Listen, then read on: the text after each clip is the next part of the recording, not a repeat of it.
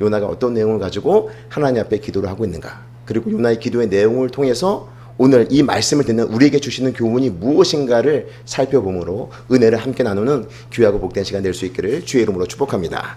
1절에 있는 말씀 같이 우리 함께 한 목소리로 읽어보도록 할까요? 시작. 요나가 물고기 뱃속에서 그의 하나님 여호와께 기도하여. 요나가 지금 어디서 기도를 하고 있다고요? 물고기 뱃속에서 하나님께 기도를 하고 있어요. 사실 1장부터 쭉 보게 되면 요나가 기도하고 있는 장면이 전혀 나타나고 있지 않습니다.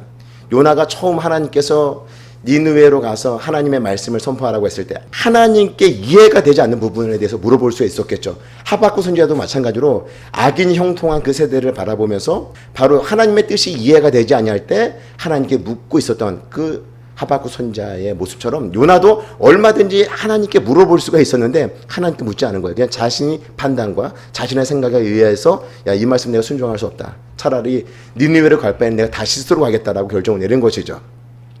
요나가 기도하는 모습이 나타나고 있지 않아요. 그 생명의 위협을 느끼고 있는 그 순간에도 요나가 하나님께 기도할 법한데 그 순간에도 기도하지 않아요. 오히려 선장이 요나에게 와서 잠자고 있는 요나를 깨우면서 너도 너의 하나님께 기도하라. 마치 하나님께서 선장을 통해서 요나를 책망하듯이 그런 말을 들었음에도 불구하고 요나는 하나님 앞에 기도를 하지 않습니다. 하나님 찾지 않아요. 심지어 이 풍랑의 원인이 자신이 문제가 되었다라고 하는 것을 알게 되었을 때 사람들에게 얘기하잖아요. 선원들에게 나를 바다에 던지라. 그때도 얼마든지 기도할 수 있잖아요. 하나님께 기도할 수 있는 그런 상황이었음에도 불구하고 그때도 기도하지 않아요. 차라리 내가 죽을지언정 기도하지 않는 그런 요나의 모습을 우리에게 보여주고 있는 것이죠. 그리고 선원들에 의해서 최종적으로 어떻게 하든지 이 요나를 살려보려고 애썼지만 풍랑이 계속해서 일어서 무트로 배를 대지 못하고 그들이 결국 요나를 그 바다 가운데 던지게 되는데 바다에 던져지는 그 순간에도 요나는 기도하지 않습니다. 오늘 1장에 있는 말씀, 우리가 지난주에 살펴봤던 1장에 있는 말씀을 보게 되면 요나가 기도했다라고 하는 말씀이 전혀 나타나고 있지 않아요. 기도할 만한 그 상황이 분명히 여러 군데 있었음에도 불구하고 기도하지 않는 그 요나의 모습을 보여주고 있는데 오늘 2장 1절에서 물고기 뱃속에 들어와서 요나가 기도하고 있는 모습을 보여주고 있는 것이죠. 성도 여러분, 하나님의 자녀들에게 있는 나그네로서 이 땅에 살아가는 하나님의 자녀들에게 있는 특권 중에서 최고의 특권이다라고 말씀드릴 수 있는 것이 바로 기도하는 것이에요. 기도하는 특권이 하나님의 자녀에게 있는데 하나님의 자녀가 그 특권을 제대로 발휘하지 아니할 때 하나님께서 때로는 기도할 수밖에 없는 상황 가운데로 몰고 가실 때가 있다는 것이에요. 하나님께서 단지 우리 땅에서 잘 먹고 잘 살기 위해서 하나님의 귀한 자녀를 불러주신 것이 아니라 우리를 제사장으로 불러주시고 우리를 하나님의 귀한 백성으로 먼저 불러주신 이유는 이 땅에 있는 그런 죽어가는 영혼들을 살리는 그 문제와 또 이 세상에서 일어나는 그런 크고 작은 그 문제들을 바로 내 문제로 인식하고 하나님께서 기도하도록 하기 위해서 우리를 먼저 하나님의 귀한 자녀로 불러주신 것인데 그 일에 대해서 우리가 별로 관심을 갖지 아니하고 기도하지 않게 될 때 심지어 나의 인생 가운데 있는 내 문제조차도 놓고 기도하지 않게 될 때 하나님께서 어떻게 하신다는 거예요? 기도할 수밖에 없는 그런 상황 가운데로 몰고 가실 수도 있다는 것이에요. 왜 그렇습니까? 우리가 하나님의 자녀이기 때문에 이 땅에 나그네의 삶을 살아가는 하나님의 백성들이 기도하지 않고 살아가는 것이 불가능한데 기도하지 않게 될 때 우리 하나님께서 기도하는 상황으로 몰고 가셔서 요나처럼 물고기 뱃속에서 기도할 수 있도록 만드실 수도 있다라고 하는 사실이죠. 그와 같은 상황 가운데 우리가 처하기 전에 우리가 먼저 해야 될 것이 무엇입니까? 깨어서 기도하는 것입니다. 깨어서 기도하면서 하나님께서 우리에게 주신 그 특권들을 마음껏 발휘하며 삶을 살아가시는 저와 성도 여러분 모두가 되시기를 주의 이름으로 축복합니다. 요나가 기도할 수밖에 없었던 그 물고기 뱃속의 그 환경은 어떠한가? 오늘 2절부터 쭉 보게 되면 그 물고기 뱃속에서 요나가 그 기도하는 그 장면들을 볼 수가 있는데요. 물고기 뱃속에서 그 겪고 있는 그 고통이 얼마나 큰지를 우리에게 설명해 주고 있습니다. 2절 말씀을 같이 한 목소리로 읽도록 하겠습니다. 시작. 이르되 내가 받는 고난으로 말미암아 여호와께 불러 아뢰었더니 주께서 내게 대답하셨고 내가 스올의 뱃속에서 불을 지렸더니 주께서 내 음성을 들으셨나이다. 여기서 보게 되면 내가 받는 고난으로 지금 요나가 지금 어떤 상태에 있다라는 것이에요? 고난 가운데 있다라고 고백을 하고 있죠. 또 내가 스올의 뱃속에서 불을 지졌더니 스올의 뱃속에 지금 갇혀 있다라고 말하고 있어요. 이 스올이라고 하는 것은 어떤 곳이냐면 음부, 죽음의 세계를 말하고 있어요. 심지어 지옥을 표현할 때도 이 스올이라고 하는 단어를 사용하고 있는데요. 다시 말씀드리면 이 죽음의 냄새가 물씬 풍기는 곳, 죽음의 문턱, 목숨이 생명이 경각에 달려있는 그 상황 가운데에서 지금 누구에게 지금 부르짖고 있는 것이에요? 하나님께 부르짖고 있는 거예요. 살고 싶지 않은 거예요. 죽고 싶은데 죽을 수도 없는 그런 상황 가운데 놓여 있을 때 요나가 하나님을 향해서 기도하고 있는 모습을 보여주고 있는 것이죠. 성도 여러분, 우리가 정말 살기 힘들다라고 말할 때가 얼마나 많이 있습니까? 그냥 죽지 못해 산다라고 말할 때도 있는데 하나님 앞에 기도할 때라고 하는 것을 말씀해 주고 있어요. 숨이 턱턱 막혀서 정말 살고 싶지 않다라고 하는 그 느낌이 들 때 바로 그때가 하나님 앞에 부르짖어 기도할 때라고 하는 것을 우리에게 말씀해 주고 있어요. 요나는요, 목숨이 경각에 달려 있어요. 죽음의 냄새가 물씬 풍기는 그런 곳에서, 그런 죽음의 문턱에 서서 그가 기도하고 있는 것이에요. 5절에 있는 말씀을 보시게 되면 물이 나를 영혼까지 둘러싸우며 기품이 나를 에워싸고 바다풀이 내 머리를 감쌌나이다. 영혼의 실존을 위협하는 곳에 있는 것이에요. 내 영혼이 어떻게 될지도 모르는 그런 곳에서 극심한 그런 고통과 고난을 겪고 있으면서 지금 누구를 향하고 있어요? 하나님을 향하여서 기도하고 있는 요나의 모습을 보여주고 있는 것입니다. 성도 여러분, 기도하지 못할 상황은 우리에게 존재하지 않습니다. 물고기의 뱃속에서 기도할 수 있다고 한다면 우리 모든 상황은요, 얼마든지 기도할 수 있어요. 내 목숨이 경각에 달려있을 때, 정말 살고 싶지 않을 때, 그리고 숨통이 틔어지지 않을 때, 바로 그때가 기도할 때라고 하는 것을 우리에게 말씀해주고 있는 것이에요. 요나가 목숨이 경각에 달려있는 그때 하나님 앞에 기도했다고 한다면 우리의 삶에서 기도하지 못할 상황은 존재하지 않는다. 모든 상황 속에서 우리 하나님을 바라보며 하나님께 간절히 기도할 수 있는 저와 모든 성도 여러분 되시기를 주의 이름으로 축복합니다. 이렇게 하나님 앞에 간절히 기도하게 될 때 어떤 일이 벌어지게 되었는가? 첫 번째는요, 우리 하나님께서 응답하셨다고 하는 사실이죠. 우리가 하는 기도 누가 들으세요? 우리 하나님이 반드시 들으세요. 우리 하나님은 어떤 분이세요? 인격적인 분이세요. 우리의 기도가 조금도 하나도 땅에 떨어지지 아니하고 하나님께 상달되어지고 반드시 우리가 한 기도에 대해서 우리 하나님께서 반응하신다는 것이에요. 우리 기도에 대해서 우리 하나님께서 응답하신다고 하는 사실이죠. 그래서 우리가 해야 될 것이 무엇입니까? 모든 그런 상황 가운데서 우리가 하나님 앞에 기도를 올려드리는 것이에요. 우리 하나님께서 내 문제에 관심을 가지고 계시고 내 문제를 정확하게 해결할 수 있는 그런 답을 가지고 계시기 때문에 우리가 하나님 앞에 기도를 올려드린다고 하는 사실이죠.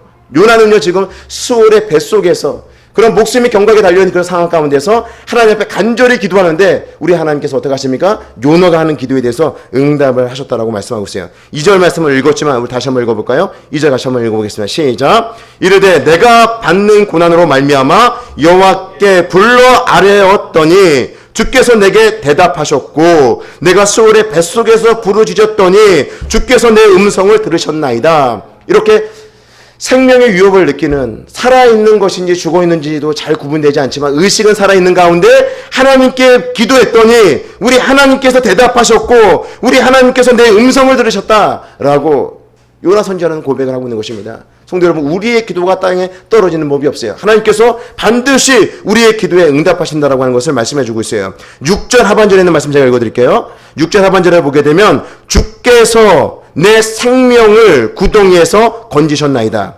여호와여 주께서 내 생명을 구덩이에서 건지셨나이다. 하나님께 간절히 기도하게 될 때 하나님께서 내 생명을 건지셨다라고, 구덩이에서 건지셨다라고 하는 것을 말씀해 주고 있어요. 성도 여러분, 우리의 기도에 우리 하나님께서 반드시 응답하십니다. 우리의 기도에 응답하신 그 하나님을 바라보면서 간절히 기도하시는, 우리의 기도에 응답이 올 때까지 기도하기를 포기하지 아니하고 기도하시는, 간절히 기도하시는 저와 성도 여러분 되시기를 주의 이름으로 축복합니다.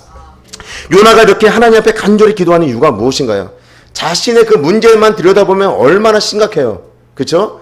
요나가 만약에 하나님과 상관없이 자신의 문제만 들여다보게 되면 굉장히 심각하잖아요. 그냥 하나님의 얼굴을 피해서 다시스로 가는 배를 탔는데 그 배에서 풍랑을 맞아서 배가 쪼개지는 지경에 이르게 되었고, 그리고 제비를 뽑았는데 그 제비가 요나가 뽑히게 되고 요나가 바다에 던지게 되고 지금 물고기 뱃속에 갇히게 되는데 물고기 뱃속에서 죽지 않고 살아있는 요나, 지금 엄청난 고통 가운데 있는데 하나님을 배제한 상태에서 자신의 문제만 들여다보면 이해할 수 없는 거야. 나만 재수 없는 사람이고 나만 불행한 사람처럼 여겨질 수 있는 것이죠. 그러나 이 요나는요, 자신의 문제에 하나님을 개입을 시키잖아요.